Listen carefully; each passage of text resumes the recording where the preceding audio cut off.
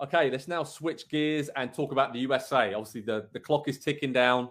The big game, Group B finale, is coming up against Iran. The equation is simple for the US. We know this, right, boys? Win, and they're in the last 16. Anything else, and they're out of the World Cup. So, yeah, no pressure, Greg Berhalter and the lads. So, Nick, not long to go. I mean, team news-wise, lineup-wise, I mean, is there anybody who you think should come in for this particular game, or would you keep it the same starting lineup as we saw against England? And it's pretty settled so far, right? Apart from that one change up top. Yep, I would put in Giovanni Reyna. I'd start him at left wing, and I would deal with whatever else. If I was, this is not what's going to happen. I would love to see a Reyna, Weah, Pulisic tried in across the top. It would be a bit of a false nine situation, but I don't want to take Tim Weah's strength out of the lineup. I think he's as good a finisher as the center forwards have been, and I think he's most likely to take his chance when he gets it, if he only gets one chance. Yeah. The struggle here is not using Aronson, and so that becomes, what do you want to do in the middle of the pitch? Would you have the guts and the gusto to not use a McKennie? Because Musa has become imperative to moving the ball for this team, and Adams isn't going anywhere. So there's going to be an odd man out, and I think the question becomes, is it Reyna, Weah, McKennie, or Aronson? And I guess, seeing that we need to unlock a team and that Weah has scored at this tournament, I need Reyna and Weah both out there. I mean, it's interesting, right, Andy, because we're looking at this from the US perspective, and obviously we know they need a win, so it's go all out attack. But Iran obviously only need a point, right? So from their point of view, so they're going to be playing a little bit differently here. So is it for the US just keep it level for the 60, 65th minute and then go for it? Can you afford to do that, or do you want to start quick and maybe risk getting caught on the counter, but at least you're on the front foot? I mean, it's a really difficult balancing act for Greg Berhalter.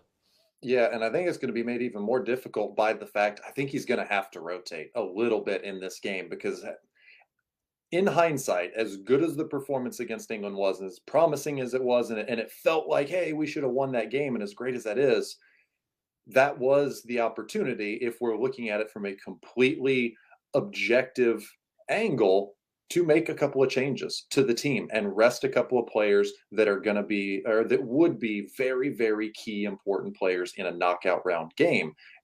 To be in the knockout rounds, you have to get a result in this third game. That was always going to be the case unless you could somehow beat England, and that was always a really uphill battle. And so now I because there will be either 3 games again between the final group game or their knockout round game, or potentially 4 days between, I think, if they win the group. And so it's going to be the same cycle all the way through. And at some point, somebody has to be rested, and you're certainly not doing it in the knockout rounds.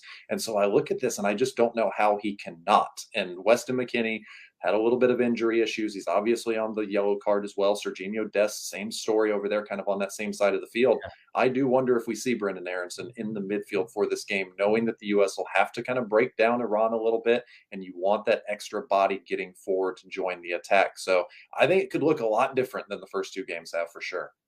Yeah, that's really interesting, because they're playing so well, right? Those players you mentioned, and they almost need saving from themselves, because they're playing like they should. Of all tournaments to play so well at, it's the one where you don't have enough time in between games to rest the players that are playing well. Of course it is.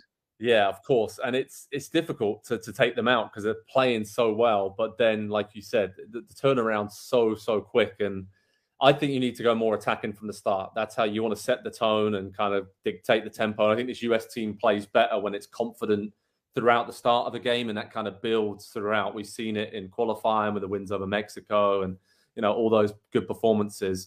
And against England the other day, they set the tone, right? From pretty much after 10 minutes or so, they dominated the rest of the game. So Nick, you talked about up top then. So you'd have Weah centrally and then Reyna and Pulisic sort of underneath him, cutting in, and then just rotation, because I don't think Haji Wright was terrible against England. No. I think his hold-up play was decent. So I'm kind of leaning towards starting him again and not really changing anything. And I think the team's playing that well where at halftime, if you're level, and then maybe you can bring on Aronson and Reyna then for maybe a more defensive-minded midfielder, and one of the attackers is not working. So There's I think there's a lot of options in those areas, but the rest of the team picks itself for me.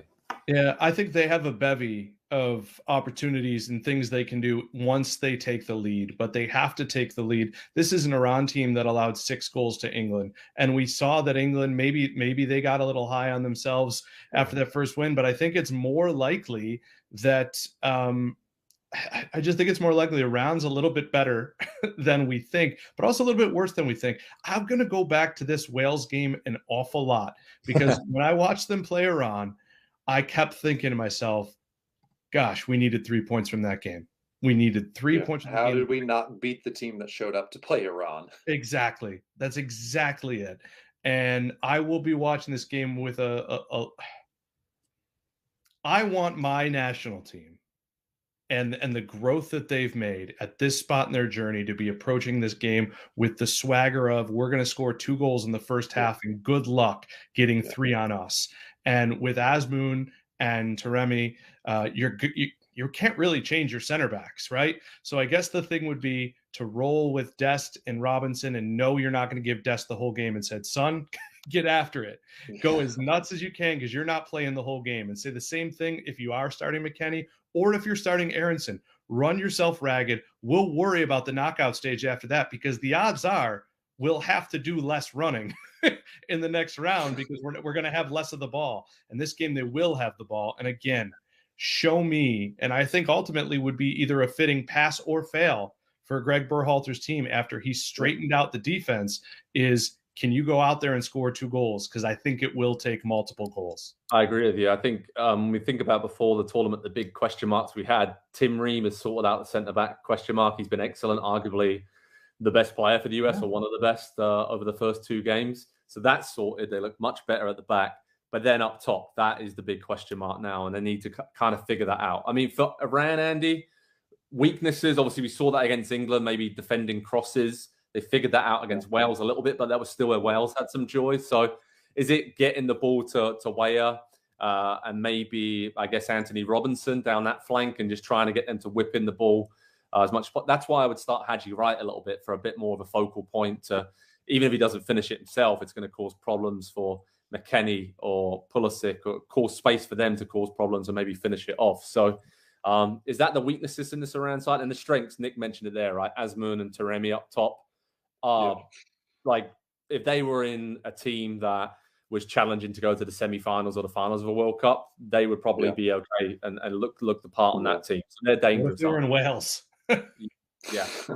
Yeah. And that's what makes me a little more cautious than the go out and just all out attack from the beginning because of that threat on the counter, and knowing as good as Tim Ream has been and the role that he is filling for this team on the ball and as a very, very technical center back. That's the last position and situation I ever want to see Tim Ream put in. He is 40 yards from his own goal. There's a through ball coming in behind, and he is the guy on that side of the field. I do not want, and I know he doesn't want to be in that situation. So there is still a measure. Right. There is a measure of control that's going to be required from this team. And it will take such a another mature performance from this team to manage this game. It's not going to be easy because, I think a lot of people were hoping, okay, Iran, if they can just have nothing to play for in the third game, that is maybe the saving grace for the US. Iran has everything to play for at this point. And so that's a tough position to be in. As a nation and as fans of the U.S. men's national team, let's not just say, oh, it's Iran, we'll be fine. Let's really understand that this is going to be a challenge. Yeah, it really is. And the experience of Iran and just the way that they controlled the game against Wales, I think it's going to be a new test for this very young US team. But in this tournament, they've impressed so far. Let's see if they can get the win they need and get into the last 16. And gents over at Pro Soccer Talk on NBCSports.com over the next few days, we'll be keeping everyone up to date with the how to watch information, preview, team news, projected lineups. We'll have all the angles covered for obviously what is the biggest game for the US in the last 8 years since the last World Cup. This is massive, and I cannot wait to see how this young team responds and reacts to being in this pressurized situation. And it's going to be a nail-biter, boys. So, everyone out there, just buckle up. It's going to be a wild few days and a wild game as we build up to USA Iran.